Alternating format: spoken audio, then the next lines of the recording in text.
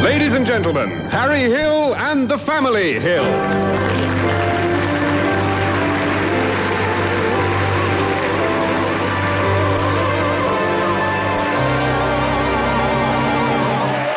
Thank you. And welcome to my fruit corner. Welcome to my world. Leave your cares behind. Oh, welcome to my world. Built with you in mind. And tonight the fruit corner is not coming from, Alan? The Hook of Holland, Harry. The Hook of Holland it is not. What a show we've got for you tonight. We really have. What a show with the help of my brother Alan. Hello. My 3-year-old adopted son Alan.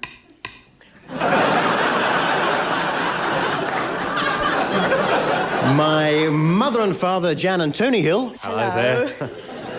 82-year-old roving reporter, Nana Hill, and, of course, some very special guests along the way. I should point out that my mother is a lollipop lady. By that, I mean she's got a very thin body, big, round, sticky head. Something to do with diabetes, I believe. You know, sometimes I look around me and I think, what a wonderful God. What a wonderful God to make all the tiny little creatures and all the little habitats, all the little places they live in. I look at something like the scampi. What a wonderful God to make a tiny little sea creature, then give him a little breadcrumb house to live in. Oh, look at little Alan there. Come here, look, chocolate all over his little face. That's a beard, Mum. 3 years old, that boy. I should point out at this stage, right, that Alan is only 3. He's only able to communicate by tapping. Little Ellen goose tip, tip, tip. That's 1 tap for yes. Tip, tip, tip. 2 taps for no. Tip, tip, tip. And a syncopated rumba beat for maybe. All right, Alan, steady on. At ease. At ease, boy. At ease. Oh. Round of applause there for the Cliff Ranger Singers and Radio Show Band.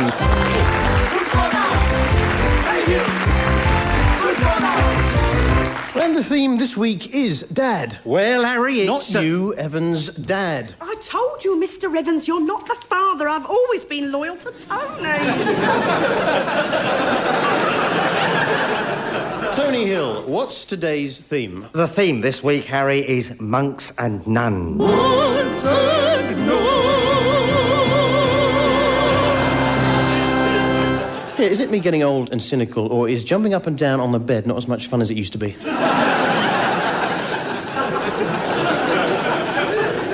Alan, what have you been researching into this week? I'm sure a lot of people are like me and suffer from vermin. Vermin, of course. For most people, Harry, the most common vermin is, of course, the district nurse. I see, yes. And so I'm going to be profiling the simple district nurse trap. I've got one here. Right. What you do is pull back the giant jaws here like so. Oh, they're powerful looking, Alan. Yes, and just lock them in place. Now, the district nurse, which for the purposes of this demonstration is this old broom handle here, arrives from her nest, right? Because they tend to make nests, as you know, with perhaps a health visitor and, say, a social worker. Anyway, she arrives from her nest. Right. She parks the mini clubman. Just hang on a minute there, Alan. What would you use as bait there, Alan? Well, say a wound that needed dressing, or perhaps, you know, an elderly person that needed a bath. Right. Right, the nurse, she parks the car, walks up the garden path, sees the bait, and... Oh. Nasty. There we are, I'll just reset it. Well, that's a very interesting district nurse trap there. Hang on. Did I say district nurse? Oh, I'm sorry, I meant mouse. I'm sorry. It's the mouse trap. Yeah, well, I did wonder. Yes. Before we do anything more, quick personal message. I've got to make an apology to my sister Caroline, who I upset rather in the week. She wanted me to look after her baby for a couple of weeks while she went on holiday. And you know what it's like, you know, you forget to feed them, don't you? You know, I try to get a one that looked roughly the same. Yeah, I gave it some of that perk-up food, the baby bio, you know, that... But anyway, Caroline, I hope the chocolates I sent you in some way compensate for that sad loss. You may also be interested in this week's item on the pitfalls of adoption. It's the Maniac Pony!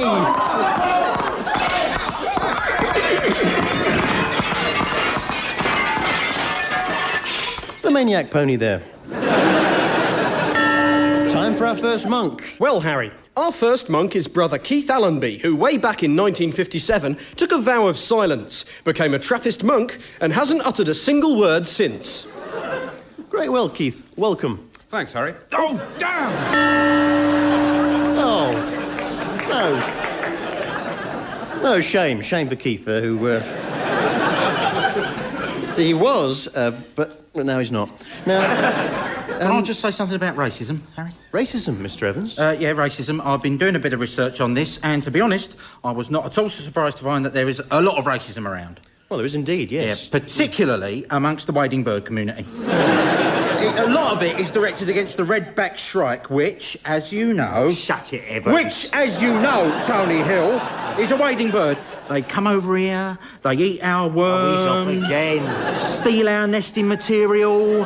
They've got scaly legs. Oh, leave it, Evans. Brightly coloured droppings that stain fabric, scaly legs, steal our nesting material. They march around like they own the place. They lay their eggs Yes, in lay their eggs in yeah. freeze. They steal our women. Oh, steady on, Evans. What's wrong with a nice British bird, eh? A nice British bird like the seagull. The great British seagull with its white and grey feathers. Its wide wingspan, its little yellow beak sticking out the front, its tail feathers sticking out the back, and its catchy squawk. The seagull, symbol of the great British tradition of catching fish in our beaks. That's all I wanted to say about racism, Harry. Well, a very interesting item on racism there from Miss Janet Hill. What have you been up to this week? Well, I started up a small tuna and marlin farming business off the coast of Portugal. You didn't tell me that, Janet. I can't tell you everything, Tony. Wednesday morning it was. I went over to check on my craft. There she blows! Tuna fish to starboard bow, Captain Mrs. Janet Hill. Steady, bosun, late ready with the megaphone. Megaphone, Captain Janet Hill? Think you mean the nets? No, drift nets are environmentally unfriendly. And that's because lots of dolphins get caught up in them. No, my method is to appeal to the tuna's common sense, and he just sort of gives himself up, really. Tuna fish! Yes, you with the powerful tail and dorsal fin, we know you're in there! Float to the surface with your fins up! It worked, our tunnies a floating hardy timber. That accent, bosun. What part of Spain is it you come from exactly? Wait, he speaks. Captain Janet Hill. Yes? It's Sandeep, the tuna. Don't you remember me? Sandy? Yes. Don't you remember? Cast your mind back 45 years to when you were a little girl swimming in the Algarve waters. Your little legs became snagged in some seaweed, and I saved your life by biting through the tendrils. No, you didn't. Oh, well, it was worth a try. Go on, then, hoist me aboard. Honestly, I prefer the drift nets. At least with them, a couple of the bloody dolphins would get it. Jumping through hoops, balancing balls on their noses. Very interesting item, Mum, and you hope to make a profit out of that. Oh, I anticipate a turnover of some 250,000 pesetas for this season alone, Harry. It just gives me that little bit of financial freedom. Which brings us to the section in the show that we call our Probably Not spot. Probably not. And this week our entry comes from Stow on the Wold. Could the Queen have a secret Siamese twin? Writes Jason White of Stow-on-the-Wold. You'll notice that you never see the Queen without a handbag, and I just wondered whether this might conceal a tiny Siamese twin. Well, well, the answer to that, Jason White of Stow-on-the-Wold, must surely be... Probably not. But just to be sure, let's ask our medical expert, Yes, he's the microscopic doctor. It's Dr. Graham Huller. I'm up here, Harry, inside the human nose. Ah! Well, I think we better leave Graham Huller. The microscopic doctor who is in a nose. Is that possible, Alan? Yes, Harry, it is. We'll be coming back. We'll be coming back to him a bit later on. Well, look, if the Queen does have a secret Siamese twin, and you're listening, Queen 2, do give us a call. Well, who's just wheeled herself back into the studio? None other than 82-year-old Nana Hill. Nana's here.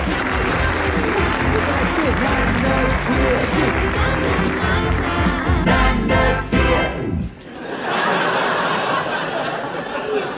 Welcome back, Nana. Show me the way to go home. All right, Nana, at ease. Simmer down. You may be interested to know that today Nana is test driving the Honda F20 handy buggy.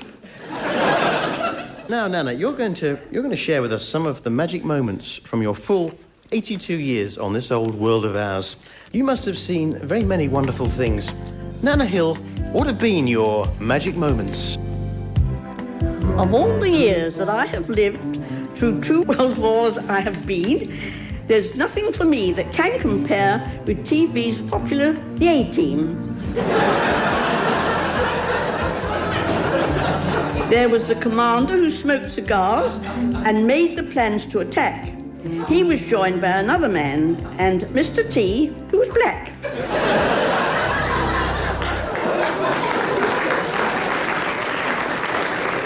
One of Nana Hill's magic moments there from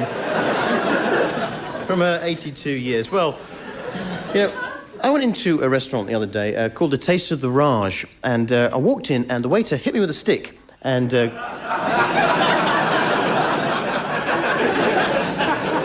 got me to build a complicated railway system.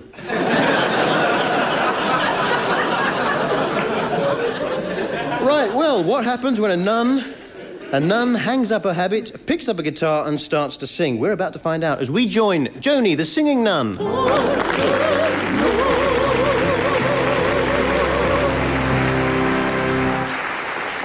Oh, thank you, Harry. Thank you, Harry. Well, today I'd like to do a modern song and dedicate it to the Lord. It was a big hit for the popular music group EMF. And it is called You're Unbelievable. Hang on a second there, Joanie. All right, just hang on a second. Joanie, please, hang on. If you're singing a song to the Lord entitled You're Unbelievable... aren't you merely vocalising the doubts and uncertainties of a lot of agnostics and atheists when they say that to believe in an all-controlling spirit is indeed unbelievable, that one can't, in fact, believe in him? Harry's got a point there, actually, Joanie. That had occurred to me and your mother as well, Harry. Yes, yes. Can I go away and come back? Of course you can. Of course you can.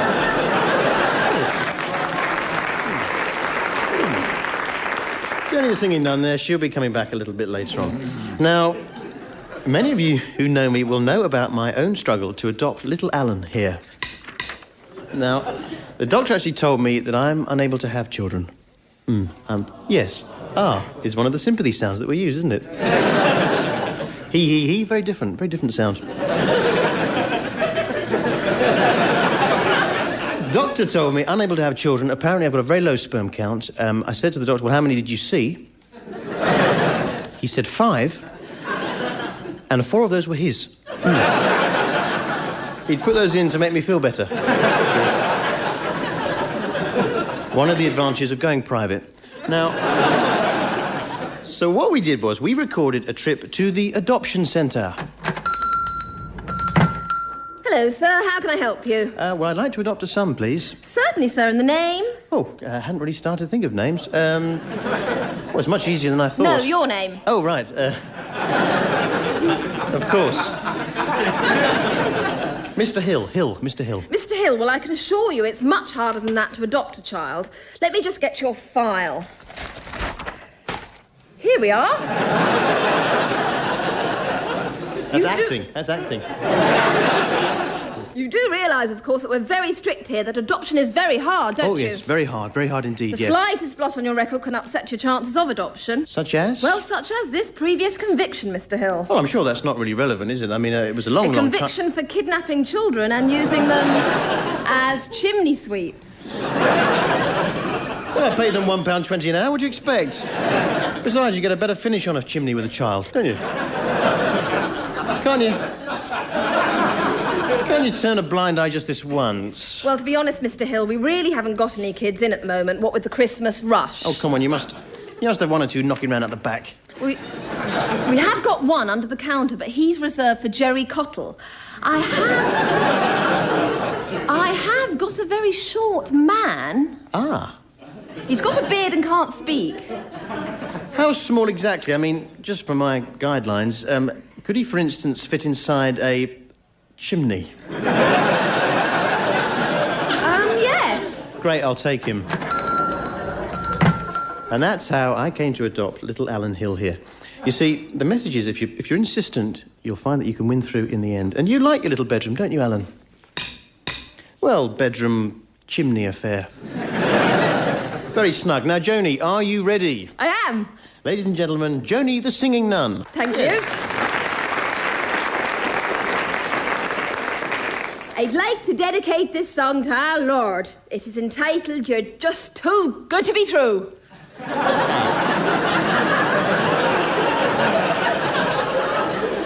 Joanie, can I just have a word quickly? Can I go away and come back? Of course you can. Yes. Now, Dad, I think you're going to tell us what you've been looking into this week. Yes. This week I have been researching arches and trellises. This should be good. 1, 2, 3, 4. Yo. Arches and trellises. Massive respect. The so-called rustic arch is an unsatisfactory object unless skillfully fashioned from carefully selected pieces. Wicked. There are many possible and sightly designs for which ordinary battens and... Oh, we seem to have lost that piece from Tony Hill. 50-year-old man pretending to be like a child. Never mind. I recognise the sound of that Honda F20 buggy anywhere. It's Nana Hill. Nana's here.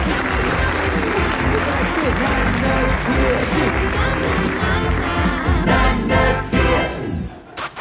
Put that boy down. You've sucked off half his beard, you old weirdo. Harry! Sorry, Mum. Sorry. Tell me, Nana, what have you been up to, then?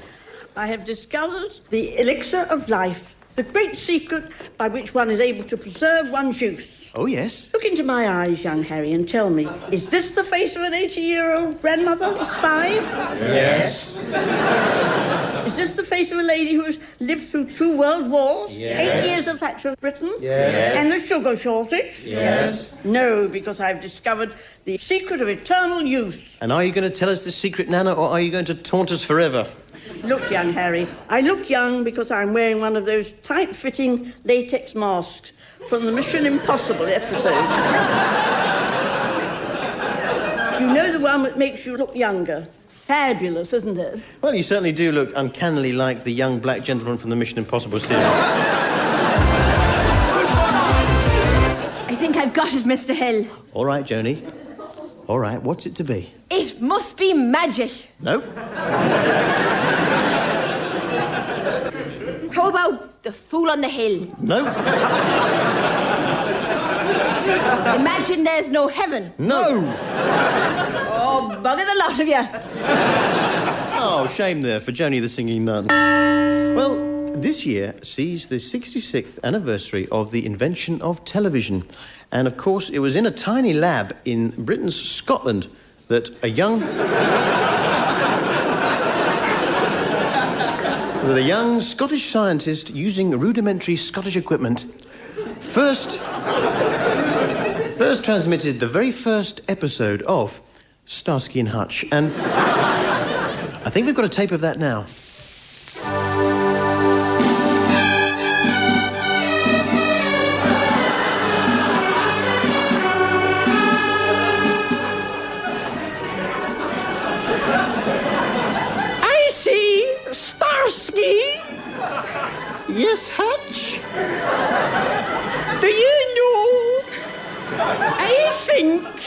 that we would make an awfully good team to solve crime.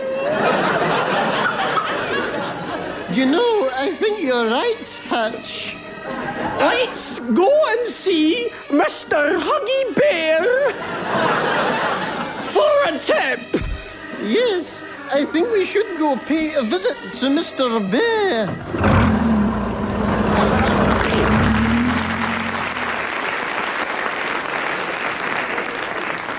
That brings us to our special Nun from Abroad section. So would you please welcome Heidi, the one-armed Oompa Nun from abroad.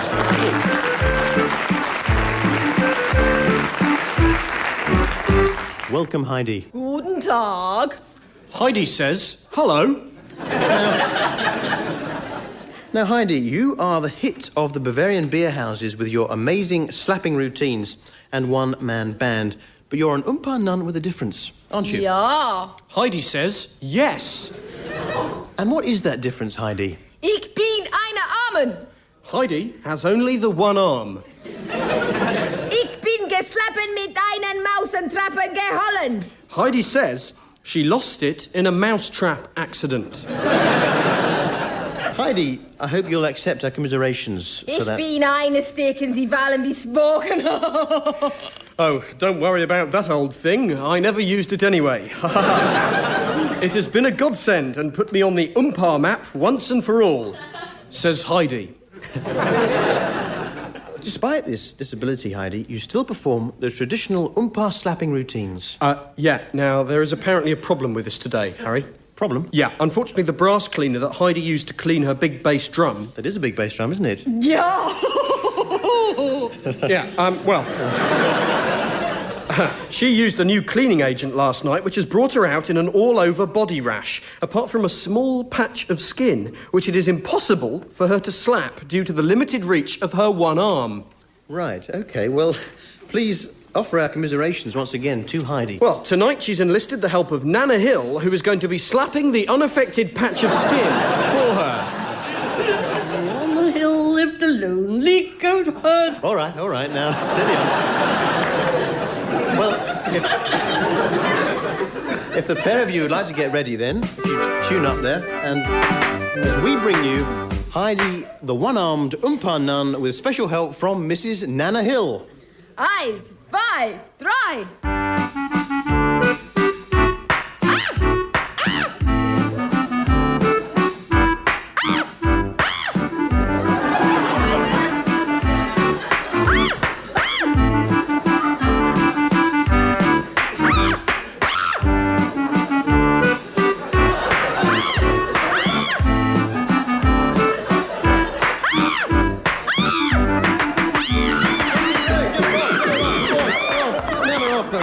She's gone, there's a Nana, for pity's sake.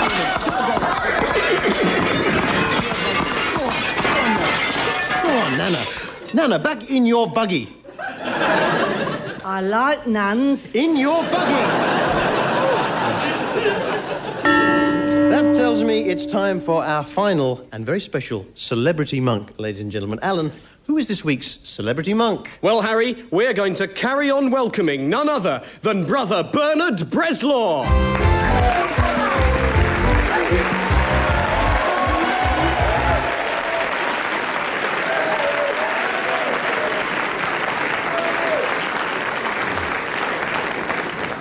Bernard, welcome. Hello, Harry. Big fan, by the way. Please, Bernard, please. Thanks for coming along. Nana, get your lips off Bernard Breslaw. Sorry about that, Bernard. Oh, she's got quite a powerful suck, Harry. Yeah. So,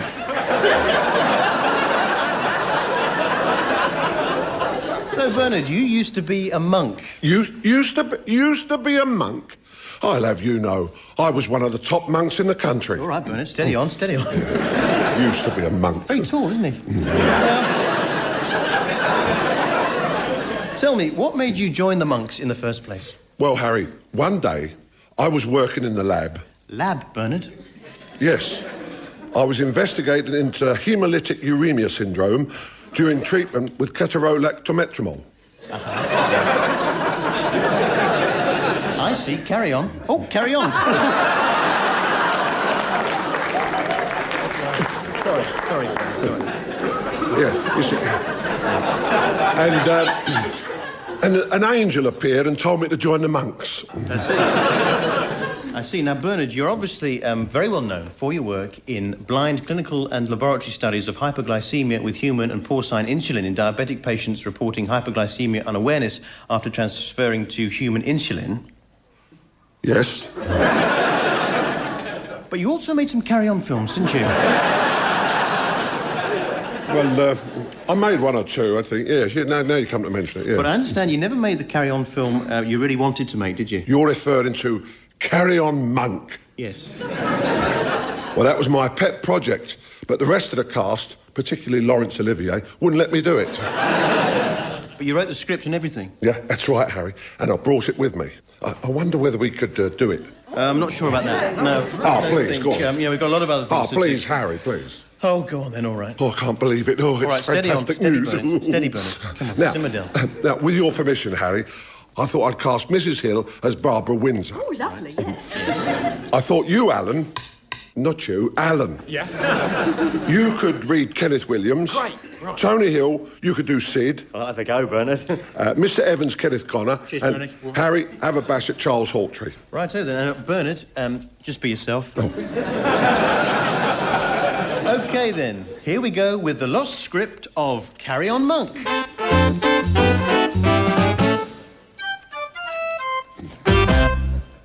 Sid.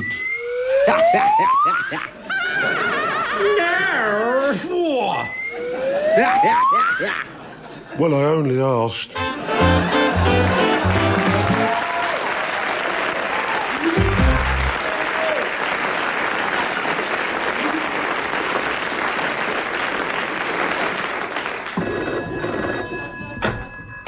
Hello? Hello, it's Alice, the Queen's Siamese twin. Oh, she spotted me. I can't talk now. Phone you back.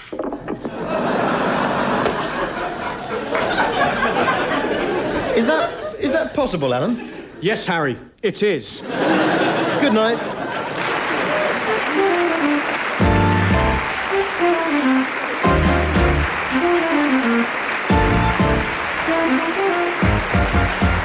That was Harry Hill's Fruit Corner, written by and starring Harry Hill, with Phil Jupitus, Sue Drouet, Phil Nice, Al Murray, Martin Hyder, Jean Campbell-Dallas, Brenda Gilhooly, Matt Bradstock, and special guest star Bernard Breslaw. Music was by Cliff Ranger, and the show was produced by Jon Magnuson.